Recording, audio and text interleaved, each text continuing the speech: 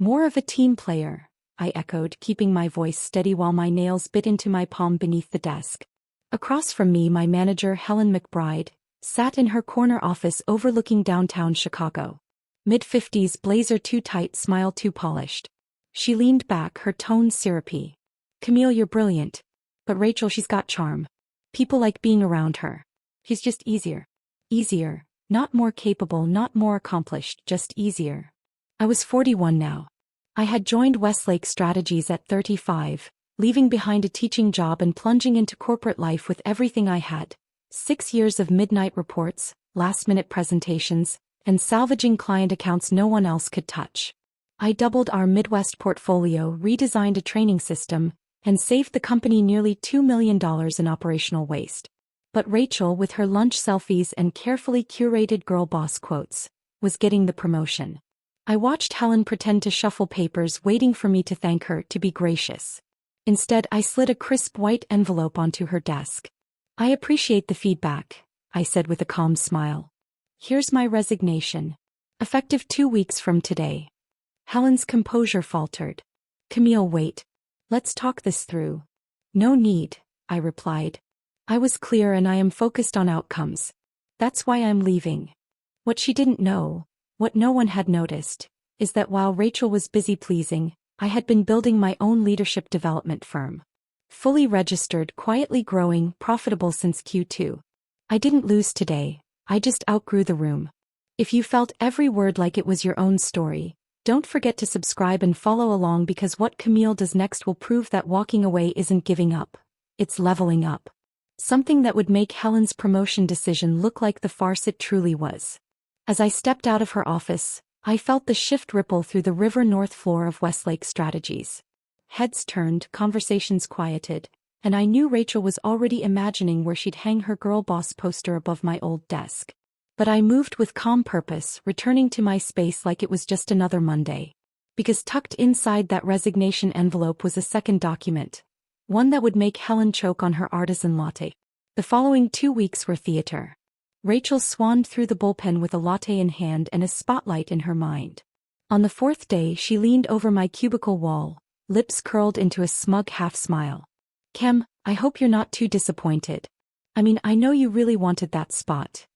I met her gaze briefly while quietly backing up 3 years' worth of metrics, training manuals and workflow optimizations. Not to take but to document. Every dollar saved, every system I designed, every outcome attributed to my team. "No hard feelings at all, Rachel," I said, smiling coolly. "You'll shine." She left satisfied. But she didn't know what those results were built on. 3 years ago, in frustration, I had started developing my own adaptive team performance software. Not on company time, not with their tools. And last week the patent was approved. That second page of my resignation detailed its impact. Millions in revenue and retention tied directly to my IP. 1 week later, I received an email from Jared Lewis, CEO of Architect Solutions, our top competitor. Over coffee, he offered me more than a role. He offered equity, autonomy, a future. He slid a contract across the table. "We've been waiting for someone like you," Jared said, his tone steady and sincere. "Someone who understands that outcomes, not optics, build legacies." As I signed the partnership agreement, something shifted inside me. This was what real recognition felt like. Not applause for appearances but respect for substance. On my final day at Westlake Strategies, just as I returned my access badge, Helen called me into her glass-walled office one last time. The polished calm she always wore had cracked. Her voice trembled. "Camille, we need to discuss the report you attached to your resignation." She held up the printed document with stiff fingers. "Why didn't you ever tell us about this platform you built?" I sat down across from her, slowly straightening the hem of my navy blazer. "I did," I replied. 3 separate proposals over the last 2 years. You dismissed each one, saying your priority was improving interpersonal chemistry across departments. Her eyes scanned the pages and color drained from her face as she absorbed the data. Operational savings, automated workflows, predictive project forecasting. "And this is patented?" she asked, her voice barely above a whisper. I nodded. "Filed last fall, fully approved. And I've accepted an equity partnership at Architect Solutions. They're already preparing to scale it firm-wide." Helen exhaled sharply. Architect? Camille. You can't. That's our primary competitor in the Midwest. What about loyalty? I tilted my head slightly. Loyalty? You mean when you rewarded Rachel's charm over my contributions? Or when you sidelined my proposals because I didn't host enough happy hours? She opened her mouth, but I didn't wait. If you'd valued output instead of office politics, we wouldn't be here. We'll match their offer. Senior Vice President. Just stay. It was never about the title. It was about being valued. As I left, I heard frantic dialing behind me, but the damage was already done. If you believe respect should be earned, not begged for, and you're ready to see what Camille builds next, make sure to subscribe so you don't miss the chapter where she goes from underestimated to unstoppable. The patent was mine. The ink on the partnership agreement was dry.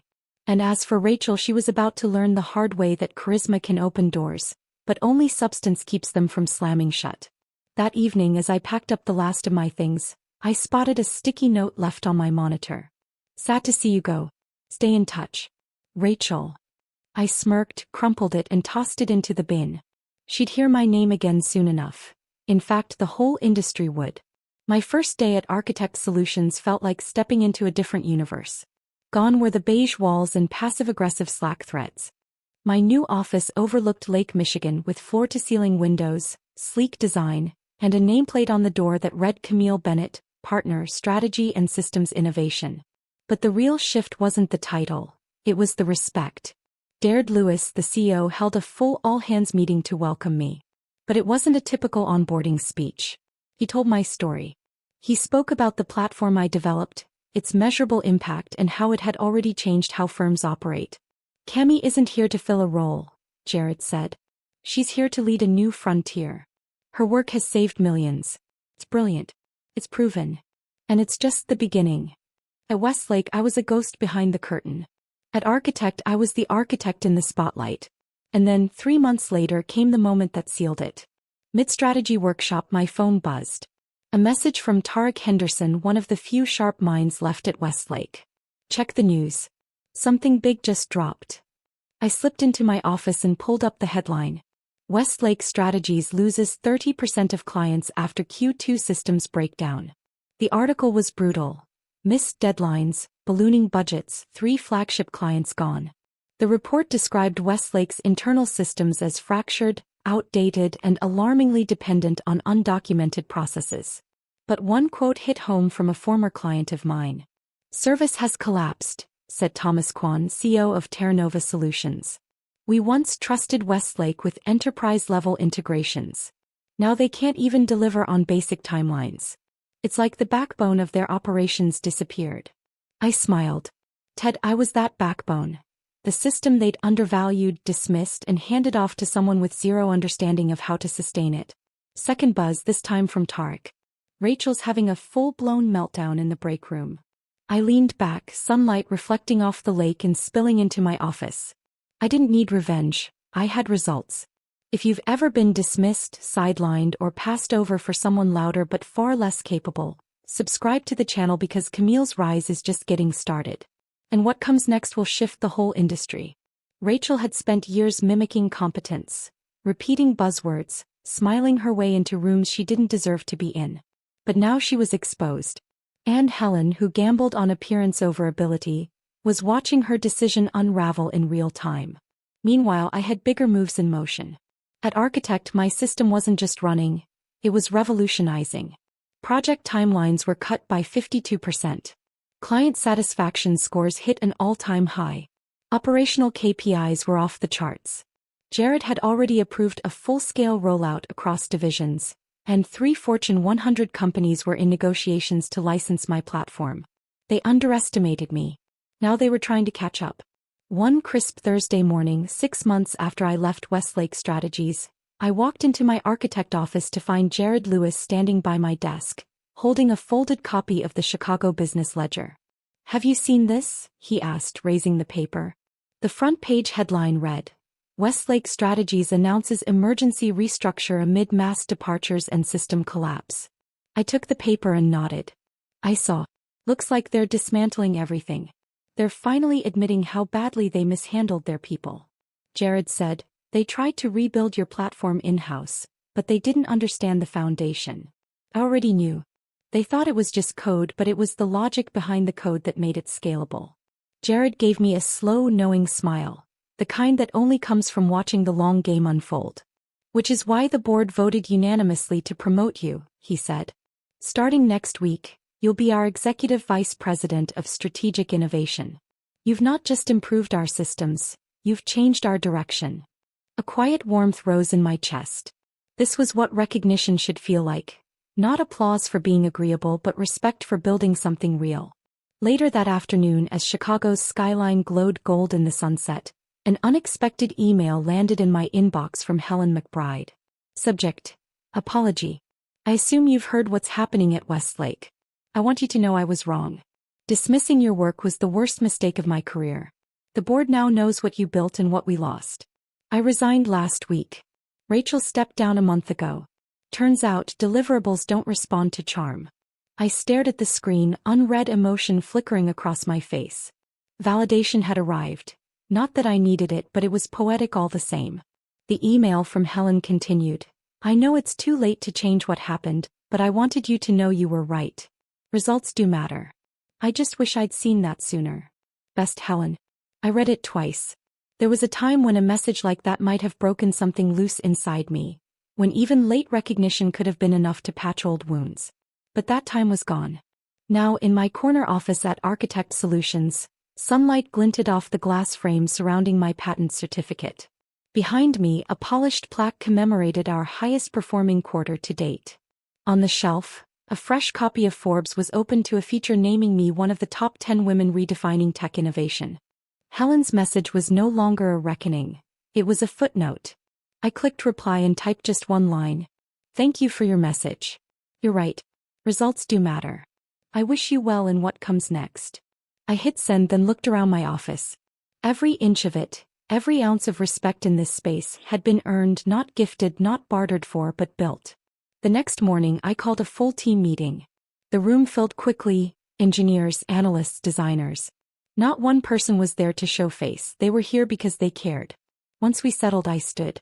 Before we dig into our next major rollout, I said, I want to share a quick story. Not about strategy or code, but about value, about recognizing it in others, and about never letting anyone else define your worth. Heads nodded, eyes sharpened. Now we were building something bigger together. As I spoke, I saw heads begin to nod, eyes sharpen, and people lean in, not just to my words but to the weight behind them. They understood. They saw that this company, our company, wasn't running on image or ego. It was running on integrity, on courage, on the belief that quiet strength, when aligned with purpose, builds movements. That evening, driving home past Westlake Strategies, I slowed at the light. Their once proud logo etched into the side of the building looked weathered now, dimmed by time and consequence. A for-lease sign blinked weakly in the fourth-floor window, downsizing again. But I didn't feel smug. I felt grateful. Grateful they didn't see me. Grateful they dismissed what I created. Because in pushing me out, they set me free to build something better. Sometimes the greatest gifts come dressed as rejection. Sometimes being too focused on results is the very quality that makes you unstoppable. And sometimes, the best way to respond to being underestimated is to build something so impactful they can't look away. My phone buzzed. A message from Tarek lit up the screen. Westlake's board is asking about you. They're wondering if you'd consider coming back as CEO. I stared at the screen, then slowly typed back. Appreciate it, Tarek, but I'm exactly where I need to be. Because real success isn't about going back to prove anyone wrong. It's about proving yourself right. It's about standing firm in your own value, especially when no one else does. It's about refusing to shrink for someone else's comfort and choosing to rise for your own purpose. And that's where the story really begins. As I pulled into the garage of my Lincoln Park townhome, I found myself thinking about all the other Camillas out there, quiet professionals doing exceptional work, constantly passed over because they don't shout the loudest or play the political game. Maybe the story I lived will reach one of them. Maybe it will be the sign they need to stop waiting for approval and start building without it. Because sometimes rejection isn't a dead end. It's a redirection. You take the dismissal, the silence, and turn it into momentum. In systems, platforms, and legacies that prove your too much was always just code for. You're beyond what they could handle.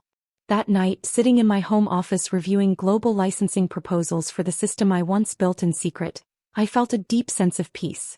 Above my desk, framed in matte black, was the quote Helen once tossed at me like an insult. "You're too focused on results." She wasn't wrong. That focus, the one she criticized, was exactly what brought me here. To leadership, to innovation, to clarity, to standing on my own terms. You've made it this far, thank you. Truly, this story isn't just about me. It's about every person who's ever been told they were too much, too focused, too serious, or just not enough in all the wrong ways. If you see yourself in my journey, I want to hear from you. Drop a comment below. Tell me where you are in your own story, because I know how lonely it can feel when you're doing the work, getting the results, but still being passed over. Been there. And I promise, you're not invisible. You're not imagining it. You're not asking for too much when all you want is to be respected for what you bring to the table. If this story moved you, please consider subscribing, not just to follow what happens next, but to join a community that believes in quiet strength, in earned success, in resilience without spectacle. We're building something here, for people like us. And if I could offer one piece of advice, it's this. Stop waiting for permission. Stop shrinking to fit someone else's comfort. Don't let someone else's inability to see your value become the reason you stop believing in it. Use their doubt as fuel. Use their silence as space to create. Keep showing up. Keep building. Because one day they'll realize what they lost. And by then you'll already be somewhere better. Somewhere built by your own two hands. This is your sign. This is your moment. You don't have to prove them wrong. You just have to prove yourself right.